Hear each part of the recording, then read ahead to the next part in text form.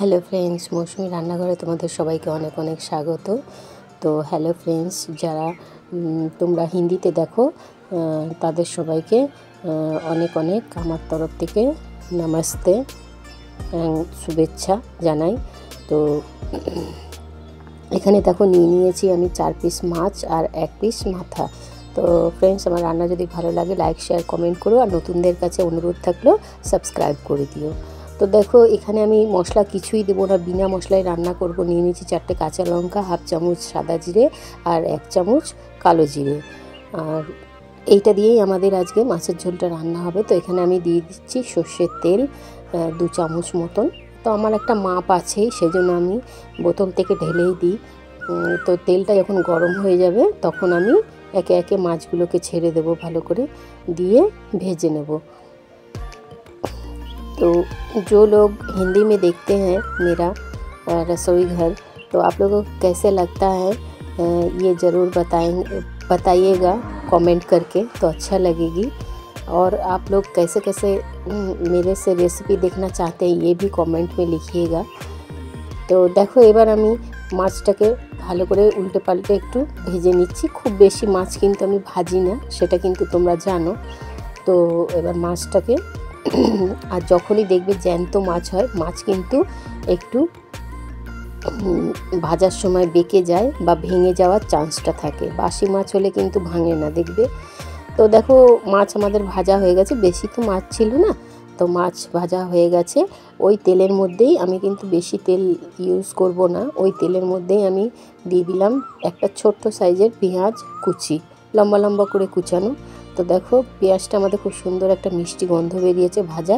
সেই সময় আমি দিয়ে দেব এখানে কালো জিরে, ছোটো চামচের হাফ চামচ দিলাম কালো জিরে ফোড়নে দিয়ে। এবার দিয়ে দিলাম একটা আলু আর 2টো পটল দিয়েছি।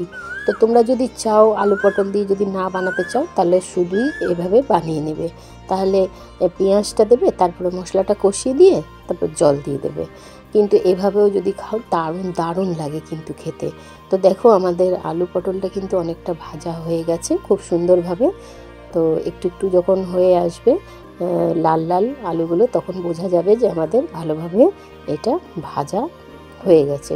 তো দেখো মিক্সিতে আমি বেটে নিয়েছি, আর এটা আধ বাটা করেই হবে। তো কালো জিরে যেগুলো যখন মুখে পড়বে তখন কিন্তু দারুণ টেস্টি লাগবে।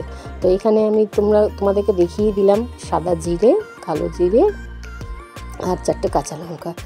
ঝালটা তোমরা নিজেদের ইচ্ছা অনুযায়ী দেবে। তো এখানে আমি দিয়ে দিলাম স্বাদ মতন নুন, আর নুনটা আমি দিলাম এখানে ছোটো চামচের 2 চামচ, আর দিয়ে দিলাম হাফ চামচ মতন হলুদ। হলুদ বেশি দেওয়ার দরকার নেই এর মধ্যে, একটু বেশ, যেহেতু কালো জিরে দিয়ে করছি বাটা দিয়ে, সেই জন্য কিন্তু টেস্টটা কিন্তু দারুণ হবে। আর একটু কালো কালো ভাব থাকলে কিন্তু বেশি ভালো লাগবে খেতে। তো দেখো যেহেতু মিক্সিতে বেটেছি, একটু জল জল তো আছেই, আর তোমরা হাতে বাটলেও কিন্তু বেশি মিহি করে বেটো না, এইরকম আধ বাটা করেই বাটবে।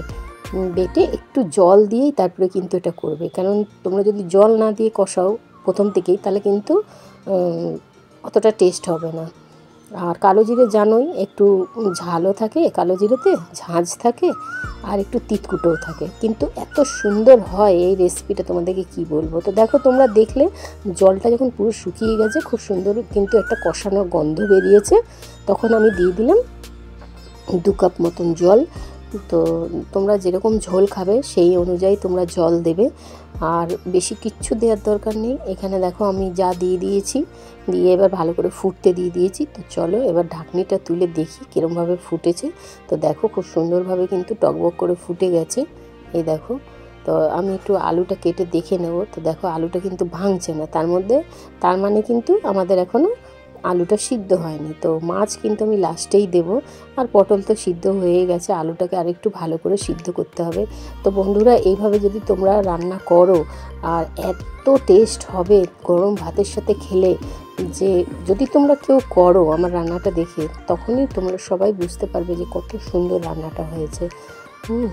আর রান্নাটা কিন্তু তোমরা অবশ্যই বাড়িতে একবার করো।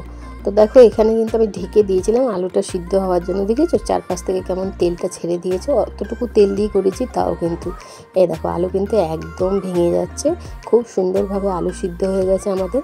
তো এবার আমি কি করব, এবার আমি যে ভেজে রেখেছিলাম মাছগুলো সেগুলো একে একে এই ঝোলের মধ্যে দিয়ে দেবো। এইটা এই মাছের ঝোলটা কিন্তু একদম গরম ভাতের সাথে খাওয়ার জন্য খুব খুব টেস্টি লাগে খেতে।